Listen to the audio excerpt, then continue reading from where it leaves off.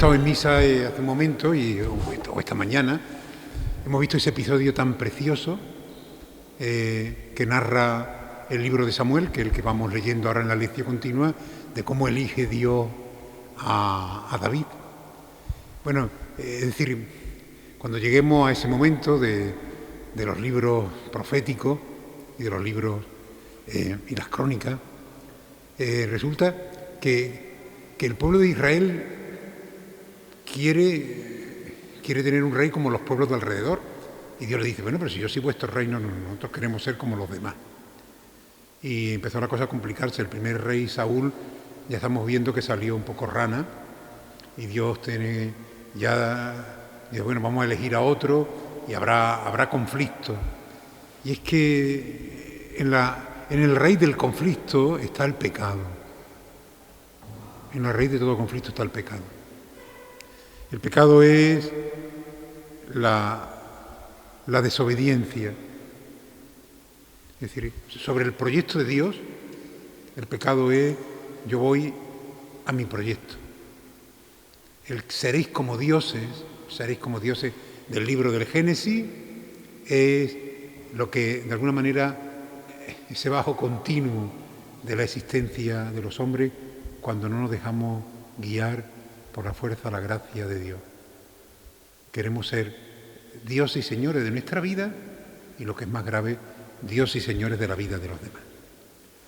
Estamos con el Pentateuco, que son esos 5 primeros libros que aparecen en la Biblia, que se le atribuyen a Moisés, que ciertamente Moisés no pudo escribir, porque se cuentan ahí cosas que Moisés ni las vivió. Y si las vivió, tampoco iba él pudiéndola escribirla como un cronista o como un corresponsal de guerra actual. No eran las situaciones ni eran los medios de entonces los de ahora, cuando había que escribir sobre papiros y tan complicadamente. Pero ¿por qué le dan la autoría de esos libros a Moisés? Por algo que pasó igual en la Iglesia después de la resurrección del Señor. Es decir, cuando aparece alguien que tiene autoridad notoria, todo se le atribuye a él. Es de las cosas más simpáticas que cuando alguien ha querido, sobre todo en los primeros siglos, buscar digamos, para sus tesis, buscar autoridad, dice, según decía San Agustín no había dicho eso en la vida, ¿verdad, don Luis? Eso que se le atribuye no lo había dicho nunca, pero era una manera de buscar siempre a alguien que hubiera dicho cosas fenomenales y que fuese muy respetado. A él se le atribuye la autoría y entonces, evidentemente, como pasa ahora en Internet, ¿no? en el Facebook, que se le atribuyen frases al Papa Francisco que al pobre no se le ha ocurrido en la vida. Pero es una manera de colar la verdad. El Papa Francisco dice 10 consejos del Papa Francisco para que te vaya bien en la vida, etcétera, etcétera. Bueno, son maneras de... Todavía estas son, digamos, pecados veniales, no atañen, digamos, no van contra la fe. Pero es una manera de darle autoridad a una frase, a un estilo de vida, a una ocurrencia. El día pasado nos quedábamos en el Levítico, que sabéis que recibe ese nombre porque trata precisamente de todo el tema de los sacrificios, el tema, digamos, del sacerdocio, etcétera. Y veíamos cómo en su contenido deja muy claro el Levítico que los sacrificios el pueblo los hace al Señor. Y distinguían claramente el contenido y el porqué de cada uno de los sacrificios. Un holocausto, un sacrificio de comunión, un sacrificio de expiación o de reparación. Pero como los sacrificios son para el Señor, deben ser ofrecidos por alguien especialmente consagrado. No cualquiera puede ofrecer un sacrificio. Y aparecen entonces, en el culto de Israel, aparecen los ministros encargados y consagrados para realizar precisamente esos sacrificios. Ese ministro, ese sacerdote que ha sido consagrado y elegido para esa tarea, tiene que ser un hombre limpio de toda impureza. El sumo sacerdote es purificado escrupulosamente, revestido de vestidura sagrada, ungido como antaño fueron ungidos los reyes y apartado de todo lo profano. Si os dais cuenta, muchas de las cosas que suceden en el Antiguo Testamento, después el Nuevo no las trata, pero el nuevo pueblo de Dios, como lee el Antiguo Testamento, coge muchas cosillas también del Antiguo Testamento. Precisamente, en gran medida, muchas de las cosas que tenemos los sacerdotes, que no somos los del Antiguo Testamento, sino los sacerdotes del Nuevo Testamento, las tenemos precisamente en imitación o recogidas precisamente del Viejo. La unción con el óleo santo, las vestiduras sagradas, el vivir, digamos, de una manera apartado de todo lo profano, etc. En el Viejo Testamento está muy claro y bien diferenciado lo puro y lo impuro, lo sagrado y lo profano. En el Nuevo Testamento la cosa ya se complica, porque si recordáis, en el momento en que Jesucristo muere en la cruz, cuenta el evangelista que el velo del templo se rompió. ¿Qué quiere decir eso? En el templo, donde los israelitas sentían y experimentaban la presencia de Dios, el lugar de la presencia de Dios, había una zona, el Santo Santorum, que estaba diferenciado del resto del templo por un velo. Ahí solo podía entrar, solo podía atravesar ese velo el sumo sacerdote para ofrecer, digamos, sacrificio al Señor. Pero cuando Jesús muere en la cruz, el velo del templo se rompe. ¿Qué significa eso? Que ya cualquiera, todos podemos entrar en comunión y en relación con Dios. Ya no hay un santo santorum, ya no hay un lugar hipersagrado donde solo unos pocos puedan entrar, sino que el pueblo de Dios entero es un pueblo que está preparado, porque se ha roto el velo, para entrar en comunicación directa con Dios. El puente de esa comunicación entre Dios y los hombres es Jesucristo, que en la cruz ha conseguido que el pueblo alejado, que había roto toda posibilidad de comunión con Dios, Jesús con su muerte y resurrección la ha restablecido. El sacerdote es un consagrado a Dios y debe ser santo. A ellos correspondía resolver los casos de pureza e impureza e instruir a los israelitas. En un pueblo donde Dios es rey, los sacerdotes eran sus vicarios, por decirlo así. Y mirad qué importancia tiene el que alguien decida que es puro que impuro, porque el que no es puro no puede entrar a celebrar el culto, no puede reunirse en las celebraciones del pueblo, queda marginado. Ahora entenderemos muy bien por qué en tiempos de Jesús se crean todas esas dificultades, ¿verdad? ¿Quién eran impuros? Pues impuros eran todos los que tenían un tipo de enfermedad.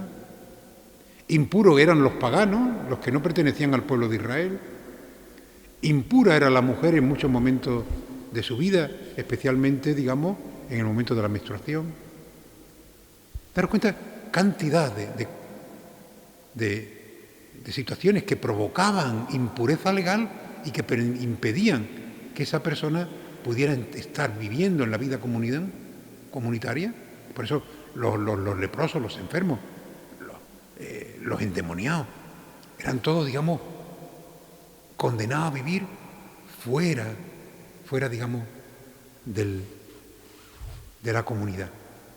Es verdad que junto a la impureza cultural, ahí estaba también un pueblo que quiere defenderse de las contaminaciones de los pueblos de alrededor y también un cordón sanitario a un pueblo, digamos, débil y debilitado todavía. Que un hombre fuera impuro significaba que no estaba en condiciones de participar en el culto. Y en el libro del Levítico, especialmente cuando habla de la ley de la santidad, que va de reservada y dirigida especialmente a los sacerdotes, nos damos cuenta de algo que también hemos dicho sobre los libros de la Biblia, sobre prácticamente casi todos, incluso sobre algunos del Nuevo Testamento, que hay distintas manos, que no hay una sola mano que escribe el libro, que hay distintos redactores y que se nota que esta parte la ha escrito uno y esta parte la ha escrito otro, porque aunque Dios sea el inspirador, el inspirado pone su mano, pone también sus virtudes, sus defectos, sus dones. Porque Dios no anula nunca la naturaleza. Dios no anula nunca al hombre. E incluso a este ser que inspira para que escriba lo que Él quiere, le deja también en libertad para que lo exprese, tal como Él lo entiende y lo vive. Si os dais cuenta, veréis que uno escribe cuando ya el pueblo de Israel está en Caná de Galilea y otro escriben y sitúa la ley en el desierto. Se escribe, por supuesto, todo cuando el pueblo ya está, pero uno sitúa la entrega de Dios, la ley de Dios, cuando el pueblo está en el desierto, el otro sitúa la entrega de la ley cuando ya el pueblo está en Caná de Galilea. ¿Qué importancia tiene ese libro? Pues tiene una importancia grande. El autor de la carta de los Hebreos lo va a citar muchísimas veces porque está hablando del nuevo sacerdocio y está hablando de Jesús como sacerdote, y a veces para ponerlo en contraposición y a veces para ponerlo en el mismo nivel y a veces para ver cuáles son las partes comunes y las partes diferentes. Y también Jesús cita este texto, cita este libro, porque cuando el escriba le pregunta cuál es el mandamiento principal de la ley, cogen precisamente de dos textos. Del Deuteronomio, el amarás a Dios con todo tu corazón, con toda tu alma, con todo tu ser, con todo lo que tú eres, y del Levítico, al prójimo como a ti mismo. El cuarto libro de la Biblia, por supuesto, y del Pentateuco, se llama el libro de los números.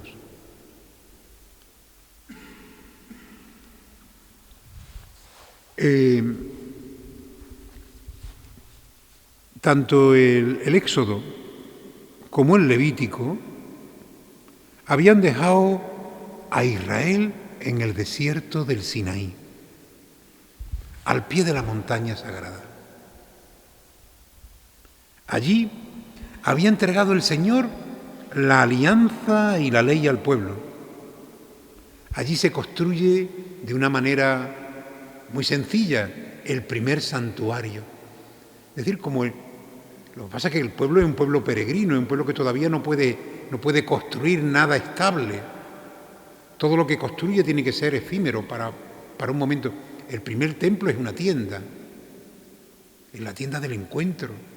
Y en esa tienda, en el arca, se guardan las tablas de la ley y por eso, digamos, el pueblo de Israel, a partir del encuentro de Moisés con Dios en el Sinaí y la entrega de la ley y la aceptación por parte de Dios que ese va a ser su pueblo y del pueblo, cruzando los dedos como hacíamos cuando éramos pequeños y jurábamos, jurando que también sería solo Dios su Dios, digo que jurando los dedos porque no cumplieron jamás esa parte del pacto por parte del pueblo. Cada vez que tenían algún problema se olvidaban de Dios y construían, digamos, se volvían rápidamente a los dioses de los pueblos circundantes y se dedicaban a la idolatría fácilmente. Lo que nos pasa a nosotros. Cuando las cosas no van muy bien, cuando pensamos que Dios no nos escucha, nos buscamos ya no hacemos becerros de oro, ni ídolos de metal. Tenemos nuestros idolillos, nuestros pequeños dioses, donde encontramos respuesta y seguridad a nuestros problemas, a nuestras dificultades, pero porque a veces da la impresión de que el verdadero Dios no nos escucha, no nos atiende. Bueno, pues el pueblo está ahí, a los pies ahí donde lo deja el libro del Levítico, a los pies del Sinaí, ahí está el santuario, ahí ha sido consagrado sacerdote Aarón y ahí se había inaugurado el culto. Porque Israel como tal, como pueblo como tal, eran 12 tribus, pero sin conciencia de ser un solo pueblo. Y precisamente Dios es el que le hace esa conciencia. Vosotros seréis mi pueblo, yo seré vuestro Dios. Y ahí empiezan a hacer la historia de un pueblo que tiene a Dios por Señor. Un pueblo que empieza a tener conciencia de ser pueblo, para lo bueno y para lo malo. Y a partir de ahí es cuando empieza Israel a crear sus propias instituciones. Pero al principio la comunión con Dios es muy grande, porque ellos no eran pueblo si Dios no hubiera hecho una alianza con ellos, no le hubiera dado una ley de hombres libres, no hubiera establecido su presencia y no hubiera establecido también un culto y unos intermediarios, unos sacerdotes para llevar adelante ese culto. Aarón es el primer consagrado sacerdote, que como sabéis, hermano, de Moisés. Y después veremos cómo los papeles se invierten, porque mientras vive Moisés, aunque Aarón sea el sacerdote, la figura de Moisés es insuperable, porque Dios con quien se comunica no es con Aarón, sino con Moisés. Cuando mueren Moisés y Aarón, y Josué sucede a Moisés y Eleazar a Aarón, las cosas cambian. Será el sacerdote el que tenga la última palabra y el juez, en este caso el gobernante, queda sometido, digamos, a las decisiones del sumo sacerdote. Porque no olvidéis que el rey de Israel es Dios. Hasta que vienen los reyes. Entonces ya Dios deja de ser ya rey. Yo siempre digo de broma que cuando uno lee la carta, el libro primero de Samuel, da la impresión de que Dios fuera un poco republicano, porque no quería monarquía para Israel. Bueno, no era ni republicano ni monárquico, es que él quería seguir siendo, evidentemente, el Señor de Israel. Y aunque Israel dice que no va a dejar de a Dios, de que no le va a dejar, que el rey no va a ocupar el puesto de Dios, terminará por ocuparlo. Con estos elementos y con el liderazgo, como he dicho, indiscutible de Moisés, el Israel de las 12 tribus podía ya ponerse en marcha rumbo a la tierra prometida. Esa tierra que Dios le había prometido a sus padres, Abraham, Isaac y sus descendientes. Ya en el libro del Génesis, Dios le hace una promesa a Abraham. Y han pasado miles y miles de años y miles de circunstancias. Y la promesa no se ha olvidado, pero la promesa parecía que no se iba a cumplir nunca. Y ahora sí, ahora somos ya un pueblo. Ahora ya nos ponemos en camino hacia la tierra prometida. Es ahí donde este libro, que se llama Los Números, coge el hilo de la historia y narrará 40 años de peregrinación por ese desierto. Es decir, 40 años necesitó el pueblo de Israel hasta llegar a la tierra prometida. Y hay otro detalle. En la tierra prometida no entran ninguno de los que salieron de Egipto. Solo dos. Solo dos personas de las que salieron de Egipto entrarán en la tierra prometida. Todos los que entran en la tierra prometida habían nacido después. Habían nacido en esa peregrinación, en esa purificación por el desierto. Por lo tanto, el libro de los Números coge la historia con Israel a los pies del Sinaí y lo deja cuando Israel está ya a puntito de entrar en la tierra de Canaán. Frente a los otros libros del Pentateuco, que en su nombre hebreo se utilizan la primera o las dos primeras palabras del libro, este libro en hebreo se llama Bemidbar, que significa desierto. Y está bien puesto el nombre, porque 40 años en el desierto es mucho desierto y es precisamente lo que toca el libro. ¿Por qué se llama el libro de los números? Porque al traducirlo del hebreo al griego, los griegos se dan cuenta que había muchos baremos, muchos censos, muchos números. Y porque hay muchos números, ellos cortaron por lo sano. Este es el libro de los números. De los 5 libros del Pentateuco es el más dificilillo de leer. Si lo leemos, como decía, como una novela, empiezo por la primera hoja y termino por la última, sin más razón que leerlo. Pero claro, un censo, otro censo, los límites de la tierra prometida, cómo será el reparto, etcétera, etcétera. Bueno, eso termina por ser agobiante. Si sobre todo no tienes los instrumentos de saber el por qué todo lo que hay detrás de cada número, lo que hay detrás de cada censo, lo que hay detrás del reparto, etcétera, etcétera. Se trata de un texto cuya lectura es muy compleja, en donde no escasean las repeticiones, las alternancias en el vocabulario y la ruptura de la marcha del relato. Una vez más, también en el libro de los números tenemos indicios sobrados de que hay muchas manos escribiendo este libro. Es más, este libro se escribió en el transcurso de muchos siglos. Que por eso, cuando uno lee también el libro, se da cuenta que los intereses de uno y otro escritores son diferentes, porque según el momento histórico en el que esté viviendo Israel, se va a subrayar un aspecto u otro. El libro está ordenado de la siguiente manera. Primero, el censo y los levitas. Es curioso, porque de la tribu de Leví serán los encargados del culto, pero los sacerdotes serán los descendientes de Aarón.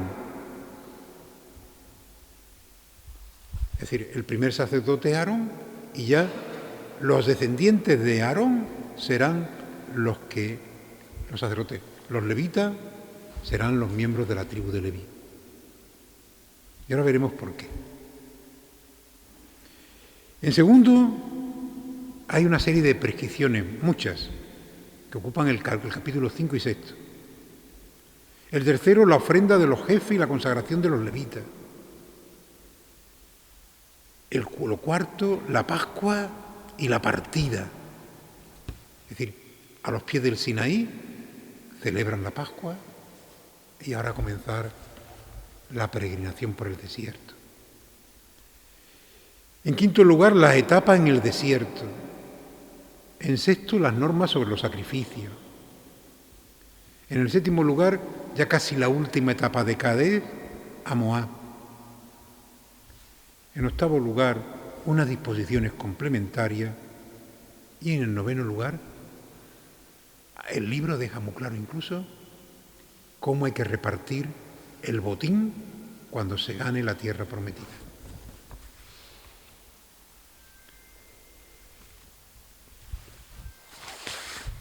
Las retiradas y prolijas enumeraciones que ocupan gran parte del libro lo hacen de entrada, como os decía, muy poco atractivo.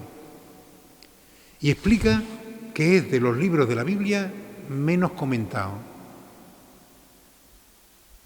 De casi todos los libros hay muchos comentarios en los Santos Padres. Este de los Números da la impresión que a lo largo de la historia le ha pasado a todo el mundo como a nosotros, que es un libro aburridillo y difícil de leer y por lo tanto también difícil de entender y por supuesto de comentar. Poco atractivo. Pero pese a ello, este libro tiene algo importante que decir al pueblo de Dios. También tiene algo importante que decirnos a nosotros. La tierra prometida a los patriarcas como hilo conductor del libro, y esta es la razón por la que el pueblo de Israel no se puede quedar en el Sinaí, ni en Cadés, ni en Moab, porque a los pies del Sinaí estaban bien, y en Cadés también el pueblo de Israel respira, y igualmente en Moab, pero hay una promesa del Señor que hay que cumplir, y por eso hay que seguir caminando por el desierto hasta llegar a la tierra prometida. En el capítulo 26 es muy curioso. Se dan las normas para el reparto de la tierra. Más tierra a los más grandes, menos tierra a los más pequeños. Es decir, que no es un reparto igual por igual. Aquí hay 300 personas, 300 lotes iguales, ¿no? Porque ya sabéis, ¿verdad?, que no hay nada más injusto que el café con leche para todos. Cuando se va a la cafetería, ¿verdad?, y empiezan, yo lo quiero mitad, yo cortado, y el camarero entra dentro y dice café con leche para todos, ¿no? Y eso que parece que es un signo de igualdad, pues al final es un signo no, justamente lo contrario. Dios acepta las diferencias y descubre que tiene mayor necesidad los más grandes que los más pequeños. Hablamos de grandes, más familia, más. Incluso, es curioso, Dios que lo tenía todo claro y se lo traslada al escritor del libro de los escritores del libro de los Números. También aparece cuáles son los límites de la tierra prometida. La tierra prometida no es el mundo entero. Al este tal, al oeste tal. Es decir, que la tierra prometida tiene también sus límites. Junto a este sentido general, nos faltan otros temas de honda significación. Israel, pueblo elegido y bendito por ser el pueblo elegido de Dios, tiene que ser un pueblo distinto. Y eso, que es precioso, a Israel en muchos momentos no le agrada. A Israel siempre, siempre, siempre, como a nosotros, le seducen los pueblos extranjeros.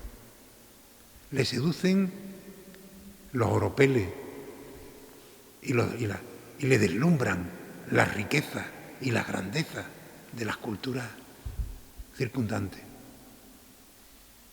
Sí. Y sin embargo, Dios quiere que Israel sea distinto. A las prácticas mayores, como la circuncisión y el sábado, se añaden otras menores pero muy visibles, como la norma sobre los flecos de los vestidos. Hasta ahí llega, Fran. Dios le dice al pueblo de Israel cuál es el tamaño de los flecos que tienen que tener los vestidos de los israelitas. Y ahora entenderemos por qué Jesús a los fariseos le dicen, no hagáis como los fariseos, que les encanta añadirle metro y metro a sus flecos para que se les vean desde bien lejos, es decir, para que se vean lo importante que son. Es decir, que estaba establecido incluso como identidad del pueblo de Israel cómo tenían que vestir. No solo la circuncisión, que ya era una nota determinante, o el sábado, porque curiosamente el sábado nace en Israel, o Dios se lo regala a Israel, porque es un pueblo libre. Lo hemos visto hoy también en la Eucaristía, ¿verdad? Es decir, ¿por qué el sábado? ¿Por qué no trabajar el sábado? Porque ya no somos esclavos. El esclavo no tiene, digamos, días de descanso, ni horas de descanso. El esclavo es esclavo. Pero cuando el pueblo alcanza la libertad, Dios le dice, tú tienes tu día libre. Ese es el día en que no trabajarás, en que estarás con tu familia, en que me darás más culto si cabe, porque yo soy parte de tu familia. De ahí viene el sentido también del domingo cristiano, al que le hemos perdido, digamos, también ese sentido familiar, sagrado, cultural, y se ha convertido ya en el fin de semana, ¿verdad?, que no es, donde ya no hay lugar tampoco para Dios. Era una seña de identidad. Y con esa seña de identidad, el sábado, la circuncisión, otra seña de identidad incluso en el vestido. Por ser el pueblo elegido y bendito, recoge también el libro de los Números una preciosa fórmula de bendición. Recordar que precisamente comenzamos el año nuevo con una lectura, la primera lectura del día 1, en la fiesta de Santa María, Madre de Dios, con una bendición del libro de los Números. El Señor te bendiga, te proteja, incline su rostro sobre ti, te conceda tu favor. Está recogida precisamente de las muchas bendiciones que aparecen en el libro de los Números. Otro dato. El pueblo elegido es la morada del Señor. El Señor está en medio de este pueblo y te dejas ver cara a cara. Mira qué cosa más bonita también. Cuando el pueblo de Israel acampaba, las 12 tribus hacían un cuadrilátero. 4, 4, 4, 4. Y en el centro, la tienda del encuentro. No es una fórmula de hacer de poner las 12 tribus de 4 en 4 cerrando. Una fórmula de defensa, que también, pero es sobre todo una seña de comunión. En el centro de las 12 tribus de Israel, donde están todas las tiendas de cada una de las tribus, en el centro está la tienda del encuentro. Una tienda que estaba marcada por 2 signos, porque esa tienda del encuentro es la presencia de Dios siempre en medio de su pueblo. Durante el día, una nube sobre la tienda. Por la noche, una llamarada de fuego. Por eso el pueblo sabía que Dios estaba con ellos por la nube o por el fuego. Si el nube y el fuego desaparecían, Israel sabía que la cosa estaba mal, que el Señor se había alejado de ellos. Y cuando el Señor se aleja de Israel, Israel sabe que las cosas no van a ir bien. Dios vive en medio de su pueblo. Cada desplazamiento por el desierto es como una procesión, que hay muchos cofrades. Una procesión religiosa, conducidos por Dios, que se hace presente en la nube y en el fuego. Y ahí irán los levitas llevando el arca de la alianza es decir, pero no es un camino ahí de cualquier manera. Dios camina con ellos, Dios peregrina con ellos.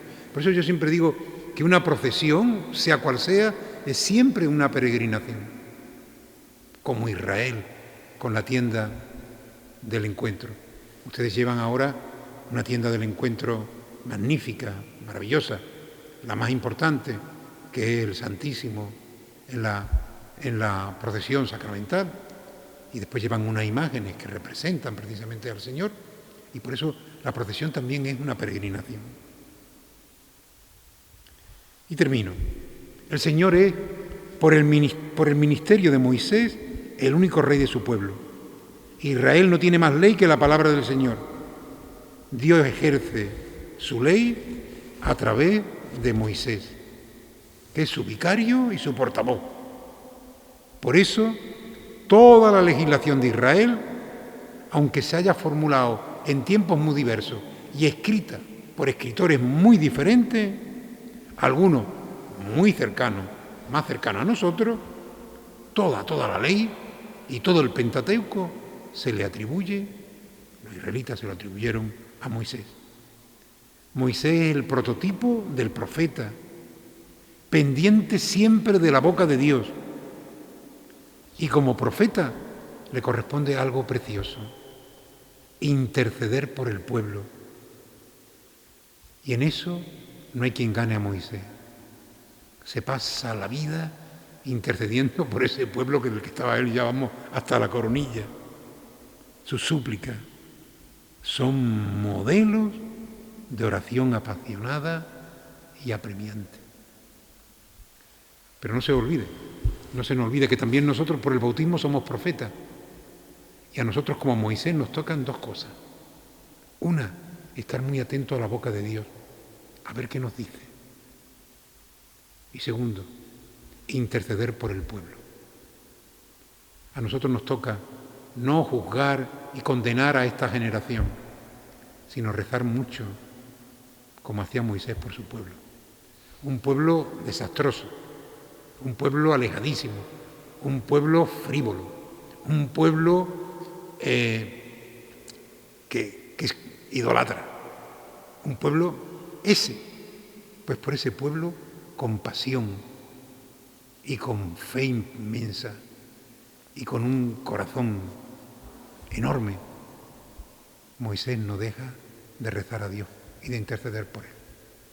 Pues aprendamos nosotros de Moisés también a no cansarnos de interceder y de rezar por el pueblo que nos toca y del que formamos parte, y por supuesto estar también muy atentos con Moisés a la boca de Dios, porque Dios siempre tiene que decirnos cosas preciosas y maravillosas para ese pueblo y para nosotros. El próximo día terminaremos con el Pentateuco, terminaremos con esta primera parte de la Biblia, y empezarán las charlas de don Luis con el Nuevo Testamento. Pero no lo olvidéis, somos profetas.